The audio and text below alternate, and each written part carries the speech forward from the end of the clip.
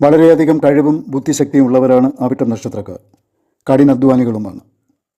ഇവർ ഒരു ലക്ഷ്യം മുന്നിൽ കണ്ടു കഴിഞ്ഞാൽ ആ ലക്ഷ്യം നേടിയെടുക്കുവാൻ വേണ്ടി വളരെ കഠിനമായി പ്രവർത്തിക്കുന്നവരാണ്. ആരെയും വകവയ്ക്കാത്ത പ്രകൃതവും ആരെയും അനുസരിക്കാത്ത സ്വഭാവവുമാണ്. ഇവരെ കൊണ്ട് ആർക്കും ബലമായിട്ട് ഒരു കാര്യവും ചെയ്യിക്കാൻ സാധ്യമല്ല. അനുനയത്തിൻ്റെ രീതിയിലേ ഇവരെ സമീപിക്കുവാൻ സാധിക്കുകയുള്ളൂ. ആരെയും ചതിക്കാൻ ഇഷ്ടപ്പെടുന്നവരല്ല. തന്നെ ആരും ചതിക്കുന്നതും ഇവർക്കിഷ്ടവുമല്ല. ഇവർക്ക് ദീർഘകാല സുഹൃത്തുക്കൾ കുറവായിരിക്കും. ഇവരുടെ കാർക്കശ്യ സ്വഭാവം തന്നെയാണ് അതിന് കാരണം. വളരെയധികം മുൻകോപമുള്ളവരാണ്. ഇവരുടെ ദേഷ്യം പെട്ടെന്ന് വരികയും അതുപോലെ തന്നെ പോവുകയും ചെയ്യും. ദേഷ്യം വരുമ്പോൾ താൻ എന്തൊക്കെയാണ് വിളിച്ചു പറഞ്ഞതെന്നും പ്രവർത്തിച്ചതെന്നും ഇവർക്കൊരു ഓർമ്മയും ഉണ്ടാകില്ല. മറ്റേയാൾ പറയുമ്പോൾ താൻ ഇങ്ങനെയൊക്കെ കാണിച്ചോ എന്ന് ഇവർ അന്തം വിട്ടിരുന്നു പോകും. വളരെ സാഹസിക സ്വഭാവമുള്ളവരാണിവർ. ഡ്രൈവിംഗ് ഇവർക്ക് വളരെ ഇഷ്ടവുമാണ്. മാത്രമല്ല സാഹസികപരമായ കാര്യങ്ങൾ ചെയ്യാനും ഇവർക്കിഷ്ടമാണ്.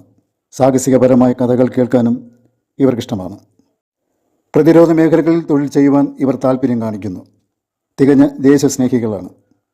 വളരെ ക്രിയേറ്റിവിറ്റി ഉള്ളവരാണ്. ഒരു കാര്യം ഒരാൾ ചെയ്യുന്നത് കണ്ടിട്ട് അതേപോലെ ചെയ്യുവാൻ ഇവർക്ക് സാധിക്കുന്നു. ശാസ്ത്രജ്ഞാനമുള്ളവരുമാണ്. ചെറിയ ചെറിയ കണ്ടുപിടുത്തങ്ങളും പരീക്ഷണങ്ങളുമൊക്കെ ഇവർ നടത്താറുണ്ട്. ആയോധന കലകളെ ഇഷ്ടമാണ്. പുരാണങ്ങളിലെയും ചരിത്രത്തിലെയും വീരനായകന്മാരെ ഇവർക്കിഷ്ടവുമാണ്. അവിട്ടം നക്ഷത്രത്തിൻ്റെ ആദ്യ പകുതിയായ മകരക്കൂറിൽ ജനിച്ചവർക്ക് ജീവിതക്ലേശങ്ങൾ അല്പം കൂടുതലായിരിക്കും.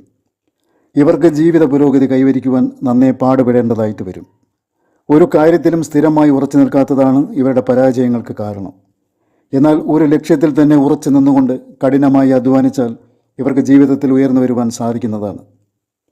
ഇവരെ തേടി ഭാഗ്യം ഒരിക്കലും ഇങ്ങോട്ട് വരാറില്ല. മറിച്ച് ഇവർ അങ്ങോട്ട് പോയേ മതിയാകൂ. അവിട്ടം നക്ഷത്രത്തിൻ്റെ രണ്ടാം പകുതിയിൽ ജനിക്കുന്നവർക്ക് ആദ്യ പകുതിയിലെ ആൾക്കാരേക്കാൾ മെച്ചമായ ഒരു ജീവിതം ലഭിക്കുന്നു.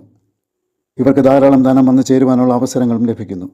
എന്നാൽ കൈവശം വന്നു ചേരുന്ന ധനം മുഴുവനും ചിലവാക്കി കളയാതെ ഭാവിയിലേക്ക് വേണ്ടി കുറച്ച് കരുതി വയ്ക്കുക. കുടുംബസ്നേഹികളാണിവർ. എങ്കിലും കുടുംബത്തിലുള്ളവരിൽ നിന്നും സ്നേഹവും സഹകരണവും ഇവർക്ക് വളരെ കുറച്ചേ ലഭിക്കുന്നുള്ളൂ. ഇവർ ആരുമായും അത്ര പെട്ടെന്ന് ഇണങ്ങുന്നവരല്ല. എന്നാൽ ഇവർക്ക് ആരോടെങ്കിലും ഒരിഷ്ടം തോന്നിക്കഴിഞ്ഞാൽ പിന്നെ ആ വ്യക്തിയുടെ ദോഷങ്ങളും കുറ്റങ്ങളും കുറവുകളും ഒന്നും ഇവർ നോക്കാറില്ല. എന്നാൽ ഈ ഒരു സ്വഭാവം ഇവർക്ക് പലരിൽ നിന്നും ചതിവ് പറ്റാനും ഇടയാക്കുന്നു. ശരിക്കും പറഞ്ഞാൽ ഇവർ വെറും ശുദ്ധഹൃദയരാണ്. എങ്കിലും മറ്റുള്ളവർ ഇവരെ മനസ്സാക്ഷിയില്ലാത്തവരെന്നും അഹങ്കാരികളെന്നും വിളിക്കുന്നു. ഈശ്വര വിശ്വാസികളാണിവർ. എങ്കിലും യുക്തിക്ക് നിരക്കാത്ത വിശ്വാസങ്ങളെ ഇവർ അംഗീകരിക്കാറില്ല.